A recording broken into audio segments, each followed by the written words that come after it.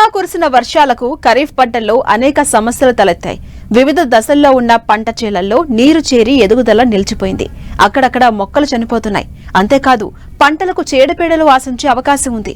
ఈ పరిస్థితుల్లో రైతు సోదరులు వివిధ పంటల్లో తీసుకోవాల్సిన సమగ్ర యాజమాన్య పద్ధతుల గురించి తెలియజేస్తున్నారు ఆదిలాబాద్ వ్యవసాయ పరిశోధనా స్థానం శాస్త్రవేత్త రాజశేఖర్.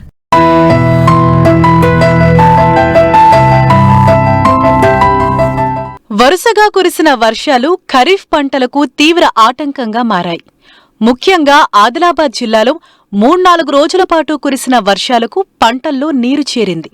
దీంతో పొలాలన్నీ ఇవకేసి మొక్కల ఎదుగుదల నిలిచిపోయింది. సూక్ష్మ పోషకాల లోపాలు ఏర్పడ్డాయి. మరోవైపు చీడపీడలు ఆశించి తీవ్ర నష్టం కలిగే అవకాశముంది. కాబట్టి మురుగునీటిని తీసివేయాలి. ప్రస్తుతం పత్తి, సోయాబీన్, కంది పంటల్లో చేపట్టాల్సిన సమగ్ర యాజమాన్య పద్ధతుల గురించి రైతులకు తెలియజేస్తున్నారు ఆదిలాబాద్ వ్యవసాయ పరిశోధనా స్థానం శాస్త్రవేత్త రాజశేఖర్. గత 3-4 రోజుల నుంచి అత్యధికంగా ఆదిలాబాద్ జిల్లాలో వర్షాలు కురుస్తూ ఉన్నాయి. ఆదిలాబాద్ జిల్లాలోని ప్రధాన పంటలలో పత్తి, సోయాబీన్, కంది వర్షాలకు కొంత ఇబ్బందులు గురవుతున్నాయి.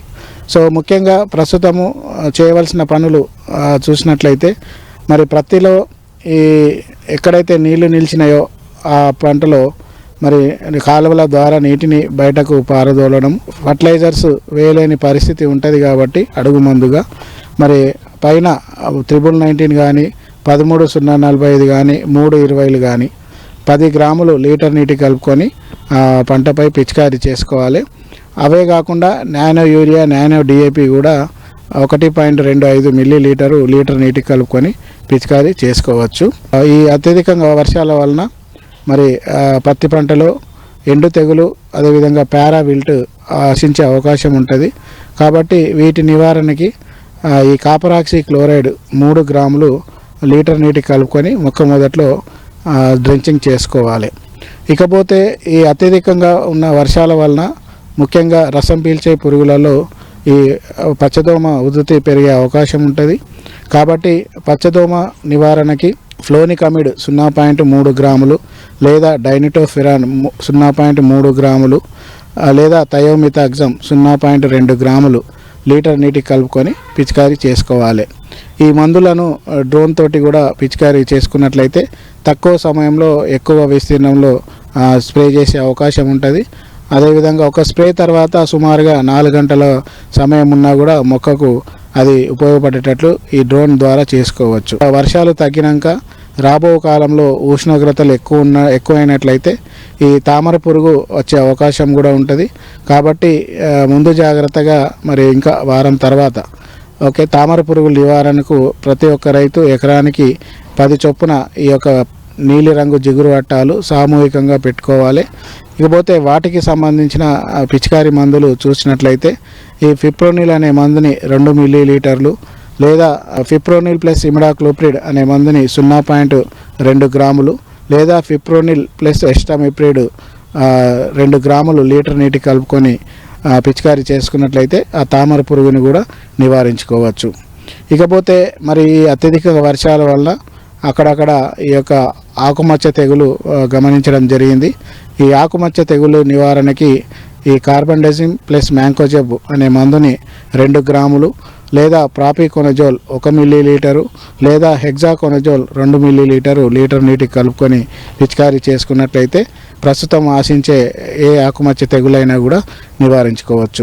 25 కిలోల యూరియాతో పాటు ఒక 2 కిలోల కార్బండజిమ్ మ్యాంకోజెబ్ మందుని కలుపుకొని మొక్క మొదట్లో వేసుకున్నట్లయితే ఇటు పెరుగుదల, అదేవిధంగా ఈ తెగుళ్ళకు సంబంధించి ఎండు తెగులు కానీ లేదా మిగతా ఆకుమచ్చ తెగులు కానీ నివారించుకునేటట్లు చేసుకోవచ్చు.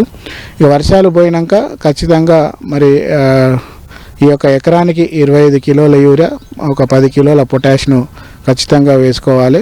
ఎందుకంటే వేసుకున్నట్లయితే రోగ నిరోధక శక్తి పెంపొందించుకునే అవకాశం కూడా ఉంటుంది. పత్తి తర్వాత రెండవ ప్రధాన పంట సోయాబీన్లో కూడా అక్కడక్కడ నీళ్లు నిలవడము, తేమ శాతము పంట లోపట్లో ఎక్కువ ఉండడం వల్ల ముఖ్యంగా ఈ యొక్క కాయకులు అనేది గమనించడం జరిగింది.